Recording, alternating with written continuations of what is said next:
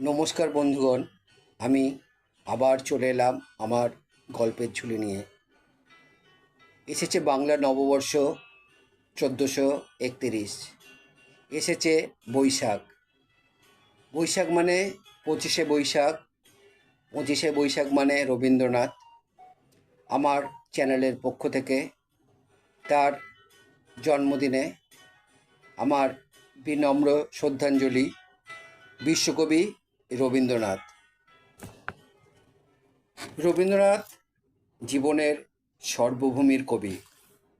তার বিচিত্র চিন্তা ও কর্মের প্রবাহ, বিচিত্র প্রকাশের মধ্যে তার সাহিত্য রচনায়, বিচারে ও ব্যবধানে যে পরিচয়টি আমাদের কাছে প্রকাশিত হয় তা হলো তার কবি প্রকৃতি।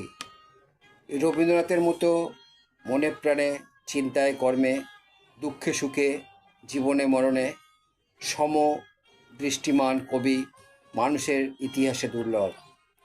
জগৎকে তিনি দেখেছেন ঋষিসুলভ অখণ্ড দৃষ্টিতে, যার মাধ্যমে আনন্দরূপকে উপলব্ধি করেছেন। তার কবি প্রকৃতি সীমার সঙ্গে অসীমের, খণ্ডের সঙ্গে পূর্ণের, ব্যক্তিজীবনের সঙ্গে বিশ্বজীবনের চিরন্তন প্রবাহ উপলব্ধি করে তিনি আকণ্ঠ ডুব দিয়েছেন এবং সেই অভিজ্ঞতাকে ব্যক্ত করেছেন সাহিত্যে। শরৎচন্দ্রের মতো আমরাও বলছি, কবিগুরু, তোমাদের প্রতি চাহিয়া আমাদের বিস্ময়ের সীমা নাই। কলকাতার চোরাসাঁকো ঠাকুরবাড়িতে মহর্ষি দেবেন্দ্রনাথের পুত্র রবীন্দ্রনাথের জন্ম 25শে বৈশাখ 1268 বঙ্গাব্দ, 7ই মে 1861 খ্রিস্টাব্দ। শৈশব থেকে আমৃত্যু তিনি নানা স্থানে ঘুরেছেন, বিভিন্ন স্থানে থেকেছেন, অভিজ্ঞতার ঝুলি সঞ্চিত করেছেন এবং রেখে গেছেন তার জীবনব্যাপী কর্মসাধনার অসামান্য কীর্তিকে। তিনি কবি রবীন্দ্রনাথ, আবার তিনি প্রাবন্ধিক রবীন্দ্রনাথ, কখনো আবার নাট্যকার রবীন্দ্রনাথ, আবার তাকে খুঁজে পাই ঔপন্যাসিক রবীন্দ্রনাথ হিসাবে।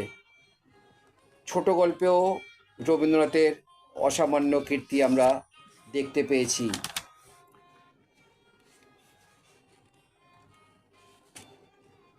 জীবনে বহু ঘাত প্রতিঘাত সহ্য করেছেন, প্রিয়জনদের অকাল বিয়োগকে কাছে থেকে দেখেছেন, পরাধীন ভারতবর্ষের পরাধীনতার নাগপাশ থেকে ভারতবাসীকে মুক্ত করবার জন্য নানান কর্মপন্থা গ্রহণ করেছেন।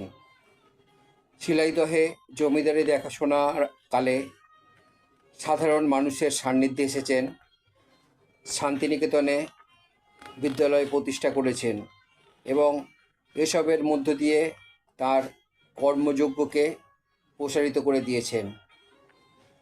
1913-তে নোবেল পুরস্কারে ভূষিত হয়েছেন গীতাঞ্জলি কাব্যের জন্য। অন্যদিকে জালিয়ানওয়ালাবাগ হত্যাকাণ্ডের প্রতিবাদে তিনি নাইট উপাধিও ত্যাগ করেছেন। এই কবি ব্যক্তিত্বের মৃত্যু হয় 22শে শ্রাবণ 1348 বঙ্গাব্দ, 7ই আগস্ট 1941 খ্রিস্টাব্দ।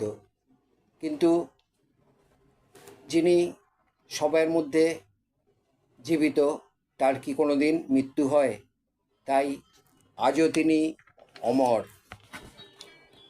রবীন্দ্রনাথের মধ্যে ছিল এক ঋষি সত্তা, যে সত্তা দিয়ে তিনি সমগ্র খণ্ডের মধ্যে অখণ্ড দেখেছেন, হিংসা বিদ্বেষের মধ্যে প্রেমকে উপলব্ধি করেছেন, অন্ধকারের উৎসে আলোর সন্ধান করেছেন, পরাধীনতার শৃঙ্খলে দেশবাসীর ক্লীবতা ও দীনতাকে উপলব্ধি করেছেন।